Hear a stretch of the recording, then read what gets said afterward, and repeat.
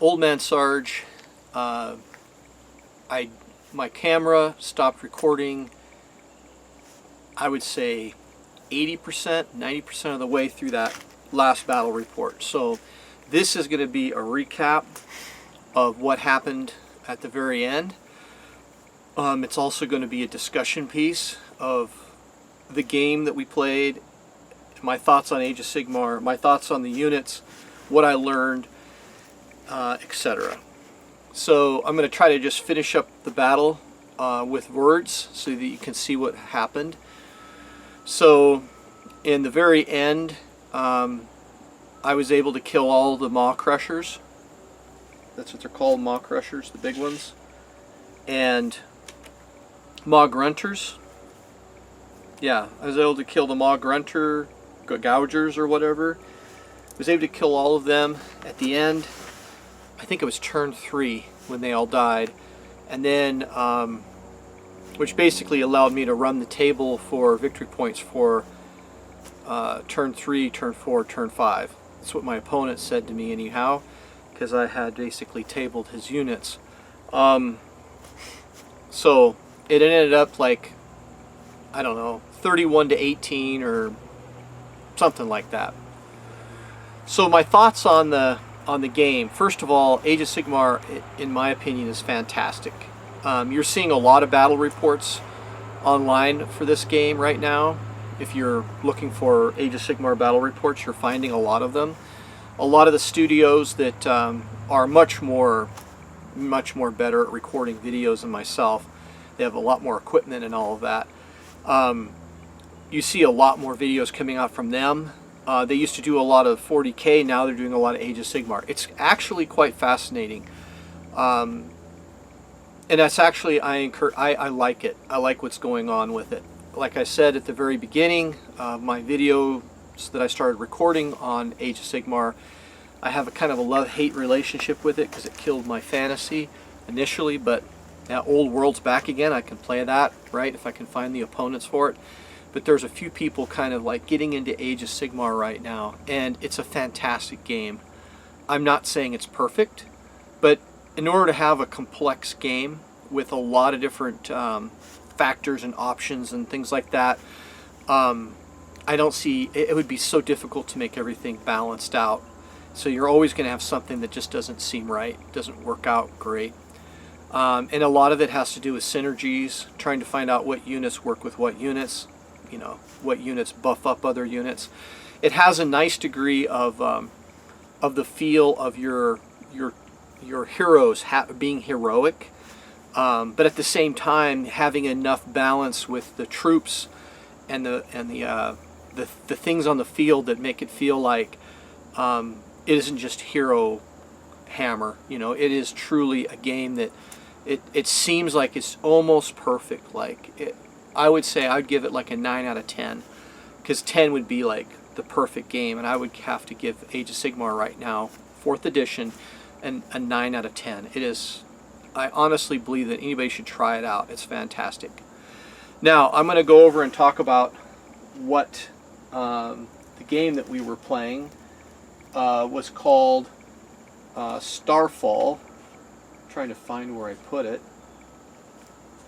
That's crazy. I just had it out. So it was Starfall, and basically the way that the objectives worked, well, first of all, there's two in the war pack. There's actually two sets of cards that you have, and you roll, or you can decide, or you can roll off to see who decides which one of the packs, the battle packs you'll play with. And the one we got was Starfall, which basically means that there's one objective in the center of the field between both of our, I guess, friendly and enemy controlled zones, right? And so there's one objective in the center. It's worth 3 victory points. If you have more objectives than your opponent, you get another 3 victory points. That effectively makes that one objective at the beginning of the game worth 6. And then you can, I think you can take your your battle tactic, and you can get another 3 victory points. I believe it was 3. I can't believe I misplaced it. It's crazy, I just had it out. So anyway, I believe that's what it was. And then what happens on turn 3, then 2 more objectives come in. One in your opponent's deployment zone or control zone, and then one in your control zone. And you roll 2d6 dice to find out where the objective comes in on this whole line.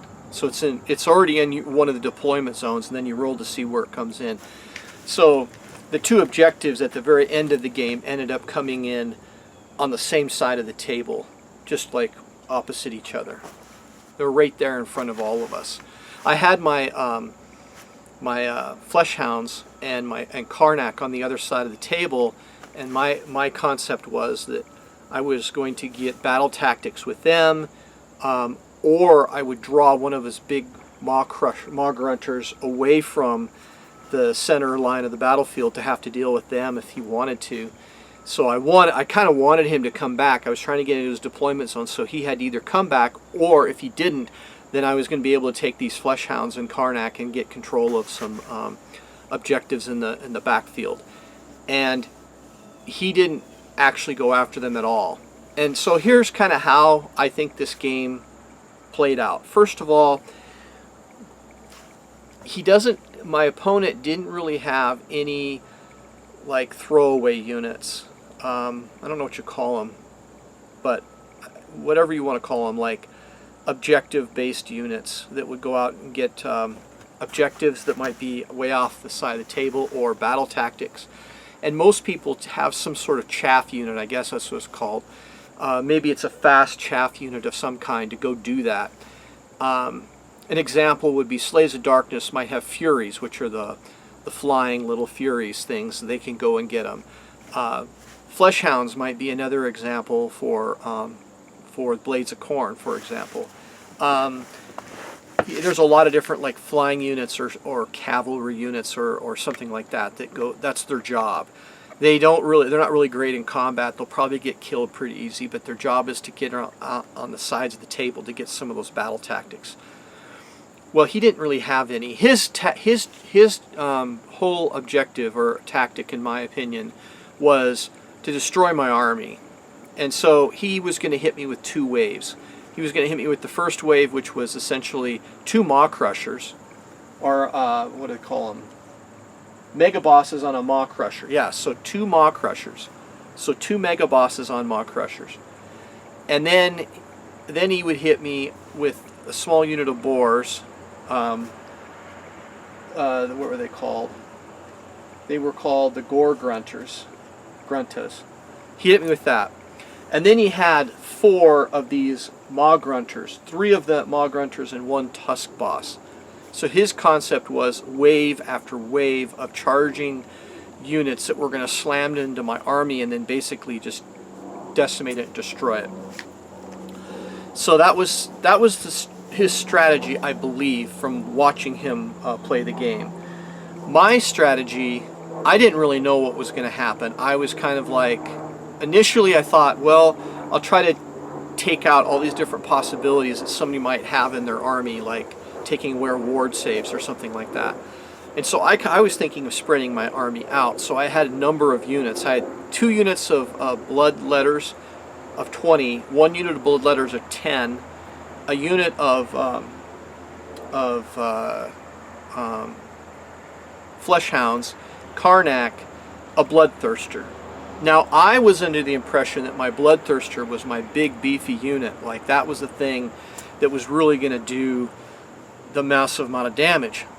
But I learned that's not really the case in the army.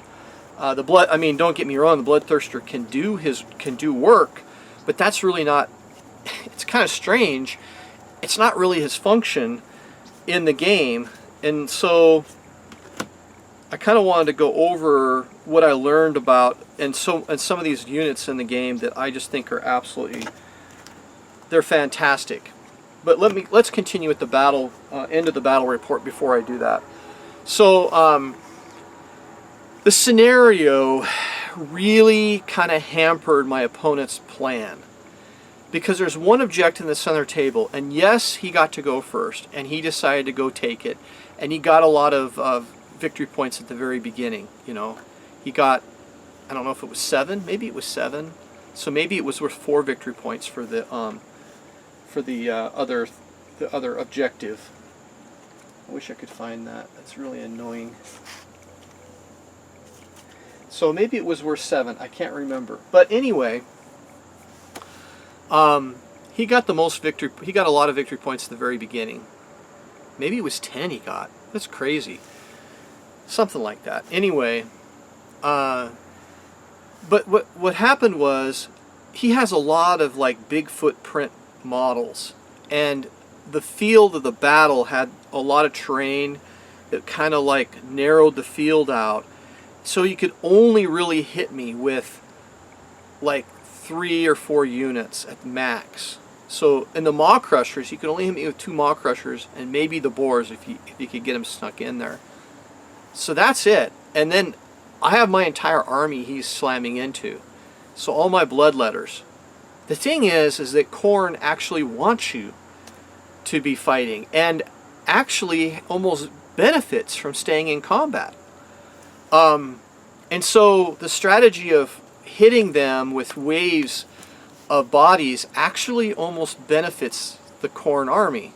That's what I learned anyway. That's my theory on how the game went, kind of how it flowed. And I couldn't get my Bloodthirster into action for the first turn and a half, I think it was. Or first turn, yeah, turn and a half. Maybe, I think maybe I got it finally in the second turn. But because there's so many bodies and the bases were so big, my Bloodthirster was stuck in the back and couldn't even fly to the front. I tried to charge him, I still couldn't get him up. But that was actually probably a good thing for me. And so because of all that, and because my Bloodletters actually come back, and I'm going to read that in a second, pretty easily, and it's not just wounds, it's models. If they're fighting, they're just guys come, like Khorne Bloodletters keep coming out of the warp, I guess, when there's a fight going on, and they're all excited about getting involved in it. That's the fluff behind it. And so it was pretty insane. And I think he thought he could like munch through the army with his Maw Crushers and just like one turn me, and he said that that's what he used to be able to do in 3rd edition, things like that. But he wasn't able to do that to at least to the Khorne army. Now, did I make mistakes? I absolutely did. I made a lot of mistakes and a lot of misunderstandings of some of the things, and I'm learning. Like, I'm learning more about things as we go. So first of all, let's go over what I had, because I know for sure what I had. The only battle formation that makes sense for Bloodletters is the Murder Host battle formation.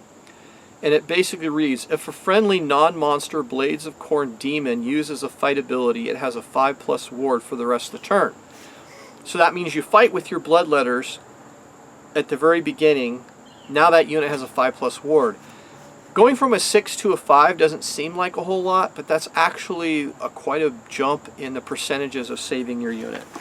So that's the Murder Host. I'll let you go ahead and take a look at that. So if you ever fight against Khorne demons, that's really good. Now, Khorne demons also have what they call blood ties. So generally, most of the time, the way that you get blood ties is you destroy units. And each time you destroy a unit, or a unit gets destroyed, it can even be a Blades of Khorne unit, you get a blood tithe. And then you can use those blood ties for various things. You can unbind spells, you can have your unit move a little bit faster, you can inflict mortal wounds, you can increase the rends of your units, and one of them is you can bring a Bloodthirster back for 8 blood tide points. It actually takes quite a bit more than you would think to bring a Bloodthirster back. But my theory was, initially, the Bloodthirster is like, that's the beefiest unit in the game. That's what I want to put up there and fight. Actually, it's kind of a swingy unit, the Bloodthirster. And I'll explain that in a moment. So my initial theory, I think, was a little wrong. I'm not saying it's weak, but it's just the guy, the Bloodthirster, has some other abilities that are actually more enhancement to the units than he's actually worth in combat, which seems strange. So it actually was beneficial for me not to get him in initial combat, because once he's gone, I don't have those benefits that he gives the Bloodletters, which I'll go over in just a second. So those are the battle formation and the battle traits of the Khorne army. So now let's talk about the heroic traits. I told you before that there was one called Murder Lust, which is a battle trait. And it reads, you can only use this ability if you have not used the Blood Tithe ability this turn. So you can only use one Blood Tithe a turn. That means during your turn. So you can't use multiples. You can use one during your turn and then one during your opponent's turn. Spend one Blood Tithe point and pick a friendly Blades of Khorne unit that is not in combat to be the target. The target moves 3 inches.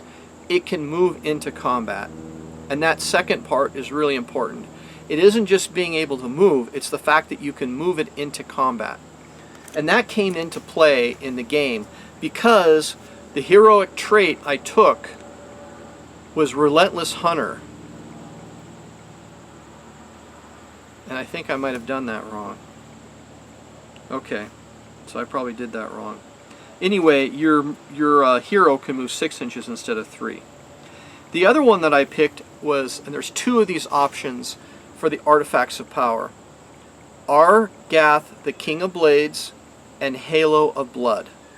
Argath, King of Blades, is you pick an enemy hero in combat with this unit, and I had my Bloodthirster as the one who had the Artifact of Power. Effect, ward rolls cannot be made for the target for the rest of the turn. So that's really good, because what it means is if your Bloodthirster attacks first, he attacks a unit, now that unit loses its ward save. And that's important because that means any other guys that are attacking him, he doesn't have a ward save for them either. So as long as you can attack with your Bloodthirster fairly soon in the combat, you can basically take their ward away. You could take the Collar of Contempt. This unit can use Unbind abilities as if it had Wizard 1 this time, and each time this unit unbinds a spell, inflict D3 mortal wounds on the caster. That's kind of cool, and it's passive, and so Collar of Contempt, I mean, you can give it to, I don't know, a hero. I'm not sure if you can give it to Karnak, but maybe you can give it to Karnak because I think he had something similar to that in the past. So you can have him unbind. If you're successful, then D3 mortal wounds to the caster. Okay. The other one that's really good is Halo of Blood, which is another passive ability. Ignore negative modifiers to this unit's control score and to hit rolls and to wound rolls for the unit's attacks. So there's a lot of different armies out there that have like negatives or minuses, and that's another good one to take, the Halo of Blood, because it means that your Bloodthirster is going to be hitting and wounding on his whatever his stat line is. Negatives. So if you give him positive, he's going to have positive. As far as the prayers go, I really didn't use any of them, and I have to study them a little more. I think I used the Rend one once, Unholy Flames. So I would need to get more into the spells, to the prayer lores to really. Now I did do the manifestation, and I tried the Bleeding Icon manifestation, which I think is probably one of the better ones of this particular realm, but I never got an 8. You need an 8 for that Bleeding Icon to actually do something. So I didn't get an 8. All it did was kind of plug up part of the battlefield, which helped, I guess, a little bit. It hurt me too a little bit. I did get this axe out, and this axe seems pretty good if we played it correctly. Because basically you can move the axe 8 inches, and I don't really know how this works, but it sounds like you can move it back and forward, or you can move it around a little bit and just touch a unit. and for each unit that it goes on a 2+, the unit takes D3 mortal wounds. And it looks like you can attack with it. So you can leave it within 3 inches of an opponent's unit and then make 3 attacks, 3s and 2s, 2 rend and D3 damage. It's pretty good. It does have a 6-up ward save. They all do, it looks like. I guess maybe all these spells do. This one's good for potentially if you got spellcasters to try to stop them from casting spells. The Skull Altar, I had that, and I put my guy on there, and I was trying to do what it said to do, because you can get a Blood Tithe point on a 5+. And I don't think it does a ton more beyond that. But it gives your ability to move and stuff like that off of the terrain easier, and protects your caster. So I tried it out. It seemed okay. So that's those. The Slaughter Priest, which is this guy or this guy, I have them actually both of them. But the Slaughter Priest, I put him on there, and the very first turn I did 2 D3 mortal wounds to him. I did 3. He only has 6 health, so if I did wounds to him again, he could potentially kill himself. But on a 2, let's see, on a 2+, he gains 1 blood tithe point. That's a good way to build up blood tithes, is with the Slaughter Master, or Slaughter Priest, sorry. So I had him. Karnak and the Fleshhounds didn't do a whole lot. They could have if the game went a little differently. And then let's talk about the Bloodthirster. So the 3 units that we can really talk about are the Bloodthirster, which is the this is not the right one though, I don't think. I'm pretty sure the Bloodthirster I had was the Wrath of Khorne. Yeah, that's the guy I had right there. So first of all, my mistakes. I did not use the 8-inch Hellfire Breath, and it shoots into combat. A 2 to hit, 3 to wound, 1 rend, 1 damage, 2d6 attacks. That was a big mistake on my part. There was like 2 instances where I probably could have used that, and I didn't. And then second, he has 6 attacks, which if you look at a lot of other creatures out there, like let's look at the mega boss on a Maw Crusher. He gets 6 attacks on his own. Then his he gets 8 attacks on his own, and then his Maw Crusher gets 8. Bloodthirster gets 6, so he gets less overall attacks by quite a bit. I mean, there's like 16 attacks here. He gets 6, so that's almost a third of the number of attacks. He hits a little better and wounds the same, but his damage he does is 4, and he's anti-hero, rend 1. So instead of a rend 2, it's actually rend 3. There's the Star Strike. I found it finally. So there's the Star Strike. Anyway, it's really good. Except it's swingy, because your opponent is probably going to, because I mean, if you get enough damage, and you can do like 12 wounds, maybe even 16. You can do 16 or more than that. 6 times 4, 24 damage in one go if you hit everything and if he didn't save anything. That's the problem, that's why I say it's a little swingy.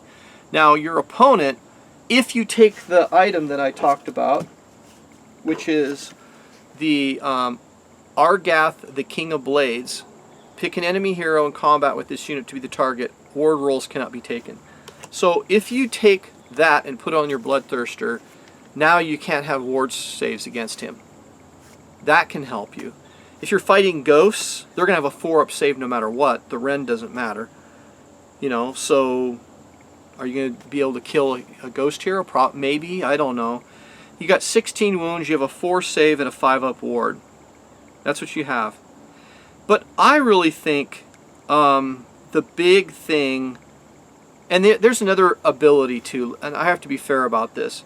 Pick an enemy, it's called Vengeance of Khorne. Pick an enemy hero in combat with this unit, roll 8 dice for each 4+, inflict 1 mortal wound on the target. And if you, once per turn, any combat phase. It's called Rampage. I don't know when the Rampage is done, but if it's done at the beginning, which I think it is, then the guy would still have ward saves against you, I think.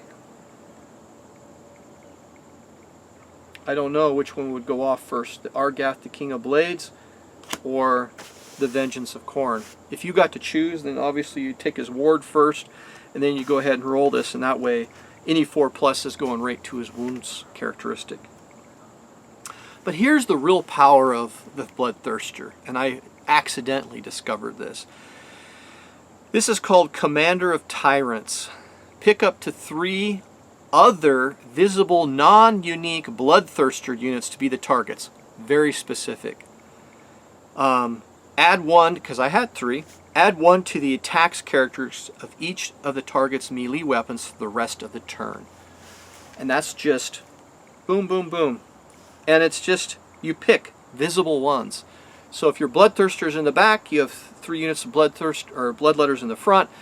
Boom, boom, boom. You pick those 3 units. Now they have 3 attacks each. They already have 2. That's huge. I mean, so, but once you lose this guy, you lose these. My strategy was, I'm going to go ahead and like hamper him, stop him from being able to charge me, which actually worked okay, I guess. And then when he kills my Bloodthirster, I'm going to have enough blood tide points to bring him right back again. And that's kind of how I was anticipating utilizing my blood tide points. So Bloodthirster is really powerful, but he's almost better to have in the backfield with your Bloodletters in the front. Even though he has fly, he's got good movement and all of that. Unless you get like a, and maybe you just bide your time until you can push through and kill a hero in 1 turn. The next unit I want to talk about before I go to the Bloodletters is this guy. Now I've watched some videos of people talking about this guy as being not that big of a deal. I think he's huge. He really, I misused him in the game, and I learned towards the last turn that we actually were fighting in a big way, his real power in this list. He has something called the Blood Must Flow. Reaction, you declare a fight ability for this unit. So it's kind of specific in the sense that he has to be in the fight too. So he can't just be in the backfield. He actually has to be in the fight. So you pick him to fight, and then effect, pick a friendly Bloodletters unit that has not used a fight ability this turn and is within this unit's combat range to be the target. The target can be picked to use a fight ability immediately after the fight ability used by this unit has been resolved. If it is picked to do so, subtract 1 from ward rolls for damage points inflicted by each of those fight abilities. That's pretty good. But the problem, here's the problem, and why maybe people don't like him that much. You have to use him first, before you use your Bloodletters unit. So then you make your attacks with him first. You pick your Bloodletters unit. Now your Bloodletters unit is going to be able to fight twice. So then you do your attacks. Now your opponent, what is he going to do? Well, he's probably going to want to kill that Bloodletters unit or make it as weak as he can, because if he doesn't, he knows that that Bloodletters unit is going to be able to strike twice. So it might be good in a sense because it takes the heat off of this Bloodmaster because he's out there. But it's also a little bit situational because he has to be in the fight. He has 6 wounds, a 4+ save, and a 6+ ward. He can be taken out. Now, he isn't too bad in combat. He's 5 attacks, 3 hit, 3 wound, 1 rend, 2 damage. He also has anti-infantry +1 rend and crit mortal. And the crit mortals is really what, at least in this game, did a lot for me because he didn't have ward saves. So even though I took that thing on my leader, the Argath, the King of Blades, even though I took that for my leader, it didn't really seem to matter that much because he didn't have ward saves anyway. fact, it didn't matter at all. But this Bloodletters unit's insane. Even if you didn't take the Blood Master, even if you said, you know, I don't have enough points for the Blood Master, and he's too situational, I'm just going to take Bloodletters. These guys are crazy, because just their baseline is great. 2 attacks, 3 to hit, 3 to wound, 1 rend, 1 damage, and they have crit mortal. If you have your Bloodthirster at the beginning of the battle, he just sees them, and he goes, you have now 3 attacks. And if you have a unit of 20 Bloodletters, your attacks went from 40 to 60. And you're crit mortal. So you're critical mortals on 6s. Yeah, these guys are nuts. But it doesn't end there. They also have something at the end of the turn called the Thinning Veil. If this unit is in combat, you can return D3 slain models to this unit. Not wounds, not heal them, models. So, as long as they're continuing to fight, you're bringing more and more Bloodletters back. This is what it says. Here's the theme behind it. The Thinning Veil. As heads roll and blood flows, more demons from beyond the veil are summoned forth to partake in the slaughter. So they're just kind of coming out of the veil to fight. So, I enjoyed the game a lot. Not just because I ended up winning the game, but I enjoyed trying to get everything to flow correctly, even though, like I said, I made a number of mistakes on it. And my opponent, he was very gracious. He did really well. His rolls were horrible. I'm not saying all of his rolls, but he had times that he needed 4s and he rolled 6 or 8 dice and he didn't get, he might got 1, you know. So I mean, I lucked out in a lot of cases because it's just the rolls, but you can't ever really blame a game on dice rolls, in my opinion. So that is the game. That is the synopsis of the game. If you haven't played Age of Sigmar and you're thinking about playing it, you're not going to be disappointed. It is a really enjoyable game to play. Really enjoyable. I've always liked fantasy-ish games, and I'm not really a big skirmish person, but this one's just like a little bit bigger than a skirmish, unless you want to play Spearhead. Spearhead's like a pure skirmish like game, but this one's just like just a tiny little step up from a skirmish game. You still have guys, but you can have 50 models on the table, easy, or maybe more. So for that sense, it's actually a little bit beyond that. So now I did get this book. I showed it before, Dawnbringers. I read the fluff on it. I have a question, and I don't know where to find this out. But when I finished reading the little stories, you know, the little synopsis of what's going on with this, and this is from 3rd edition, I guess. So they have in here these battle plans, Path to Glory, you know, you can play a campaign. But beyond that, they have these Regiments of Renown. You can take Regiments of Renown in 4th edition for X points. They're in the back. And I looked at them and I thought, well, they seem a little cheaper, and you can get a little flavor in your army. And this is really good for people who might have an army that's painted up, and then they're starting to paint another army, but they don't have enough points to bring a painted army to the table, or maybe even they want to play with gray models and they don't have enough money to buy anything else, and they have some of these other models that might fit the Regiment of Renown, for example. Then you can bring them in, and now you've got your fully painted army to put on the field or whatever. That's kind of what I'm thinking of doing, is using the Regiments of Renown in that sense. You know, like if I wanted to start Fire Slayers, but I was just starting it, maybe I have the Regiments of Renown and of the Fire Slayers, this Fiore's Flame Bearers, and I can bring them with Lumineth Realm Lords or something like that. But the question that I have is, it tells you here in this book from 3rd edition, it says organization, 1 Grimhold Exile, 1 Auric Hearthguard unit with 5 models, 1 Hearthguard Berserker unit with 5 models, 1 Volkite Berserkers unit with 10 models. And then it says, you know, it tells you when you can bring it. That's not true anymore because it tells you in the 4th edition Armies of Renown when you can bring it. But then it says abilities toe-to-toe. It says enemy monsters within 3 inches of any units in this Regiment of Renown cannot contest objectives. The next thing says Defiance of Grimnar. Units in this Regiment of Renown cannot be picked when your opponent carries out a monstrous rampage. I don't even know if monstrous rampage exists anymore. And then this other one, you know, this toe-to-toe. Well, if I choose the Regiments of Renown in 4th edition, do I get these abilities? Or the abilities that still apply? Or do I not? Are they gone and all I do is get the models? You know, and that's kind of what I was wondering. So if anybody has an answer to that, I have the 2nd book coming. I'll read it and I'll look at the Regiments of Renown, and I suppose maybe you talk with your opponent and decide,